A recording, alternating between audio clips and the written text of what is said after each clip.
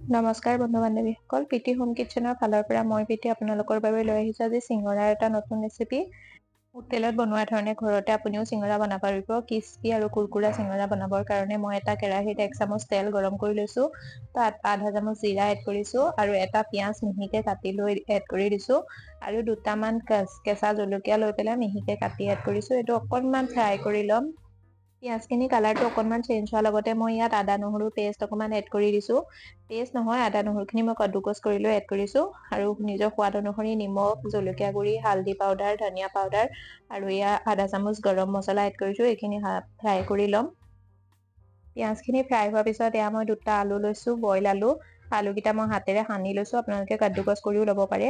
আলুখিনি ভালদৰে পিঁয়াজত মিলোৱাৰ পিছত এয়া মই ফ্ৰাই কাজু দুটামান এড কৰি দিছোঁ। আপোনালোকে যদি ফ্ৰাই কাজু নাই তেতিয়াহ'লে প্ৰথমতে কাজুকেইটা অকণমান ফ্ৰাই কৰি ল'ব আৰু 1 চামুচ ধনিয়া পাত এড কৰি দিছোঁ। গোটেই মছলাখিনি মিলাই ল'ম আৰু এয়া আমাৰ চিঙৰাত ভৰোৱা মছলা ৰেডি হৈ গৈছে। এইখিনি চাইড কৰি থৈ দিম ঠাণ্ডা হ'বলৈ।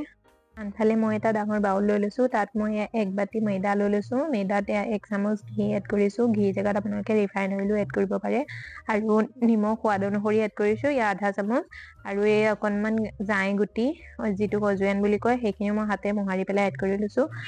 এতিয়া অকণমান কুহুমীয়া গৰম পানী লৈ লৈছোঁ আৰু কুহুমীয়া গৰম পানীৰে আটাখিনি ভালদৰে মাৰি ল'ম। পুৰি আটাৰ দৰে আমি মাৰিব লাগিব। আটাখিনি পুৰা টাইট আটা মাৰিলে চিঙৰাটো খাবলৈ ধুনীয়া হয় আৰু আপোনাৰ তেলো বহুত কম লাগিব ফ্ৰাই কৰিবলৈ।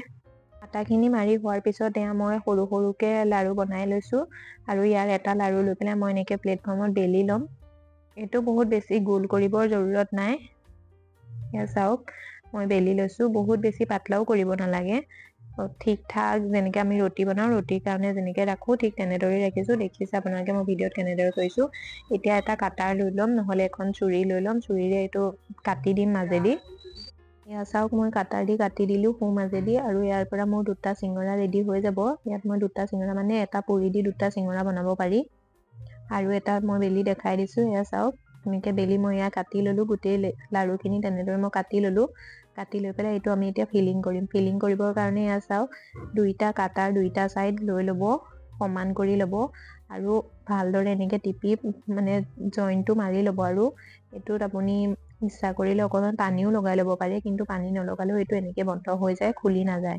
ইয়াৰ ভিতৰত এতিয়া মছলাখিনি পেষ্ট সোমোৱাই দিম আৰু মছলা সোমোৱাৰ পিছত আমি যোনটো জইন লগাইছিলোঁ, জইনৰ ছাইডটো আনি পেলাই প্ৰথমতে ইটোৰ মাথাত লগাই দিম। লগাই পেলাই হাতেৰে এনেকৈ দবাই দিলে এইটো বন্ধ হৈ যাব। এয়া চাওক কিমান ধুনীয়া এটা চিঙৰা বনি গ'ল।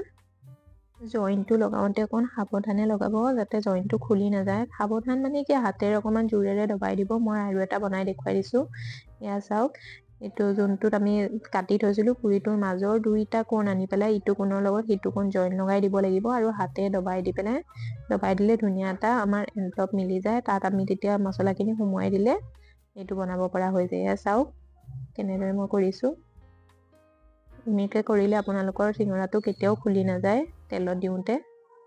এটা কথাই ধ্যান ৰাখিব, জইন লগাওঁতে ভালকৈ জইনকেইটা মাৰি ল'ব। হাতেৰে জইনকেইটা মাৰিবৰ কাৰণে হাতে টিপি দিলেই হৈ গ'ল। আঙুলি দি পেলাই টিপি দিব ভালকৈ। আৰু এয়া চাওক মোৰ এনেদৰে চিঙৰাকেইটা বনাই হৈ গ'ল। গোটেইকেইটা চিঙৰা বনাই ল'লোঁ মই।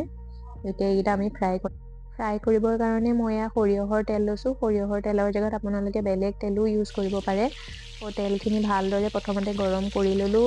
গৰম কৰি পেলাই অকণমান ঠাণ্ডা হ'বলৈ দিলোঁ। তাৰপিছত মই এই চিঙৰাখিনি এটা এটা কৰি এড কৰি দিম। ল' ফ্লেমত আমি চিঙৰাখিনি 5 পৰা 6 মিনিটৰ কাৰণে ফ্ৰাই কৰিব লাগিব। এইখিনি মাজে মাজে উল্টা পুল্টা কৰিও দিব। এয়া চাওক চিঙৰাখিনি ফ্ৰাই কৰা মোৰ 3 মিনিট হৈ গ'ল। 3 মিনিটৰ পিছত মই এইখিনি উল্টাই দিছোঁ আৰু 3 মিনিটমানৰ পিছত এইখিনি মোৰ ফ্ৰাই হৈ যাব। এয়া চাওক মোৰ এইখিনি প্ৰথমৰ চিঙৰাখিনি হৈ গ'ল। এইখিনি ফ্ৰাই কৰিবলৈ মোক টোটেল 6 মিনিট সময় লাগিছিলে আৰু যিখিনি বেছি আছিলে বনাই থোৱা আছিলে এক্সট্ৰা চিঙৰা আছিলে সেইখিনিও মই এড কৰি দিছোঁ চেম তেলতে। এইখিনিও মই চেম প্ৰচেছতে 6 পৰা 7 মিনিটৰ কাৰণে ফ্ৰাই কৰি ল'ম। ল' ফ্লেমত মই এইখিনি 6 মিনিটৰ কাৰণে ফ্ৰাই কৰি ল'লোঁ আৰু এয়া চাওক মোৰ চিঙৰাখিনি বনাই হৈ গৈছে। এইখিনিতে আমি উলিয়াই ল'ম। এয়া চাওক দেখিবলৈ কিমান ধুনীয়া হৈছে আৰু ইয়াৰ ভিতৰতো চাওক মই এটা ভাঙি দেখাই দিছোঁ। লগতে এইটো চাওক এইটো কিমান ক্ৰিস্পি হৈছে, ইয়াৰ আৱাজ আপোনালোকে শুনিব পাৰিছে।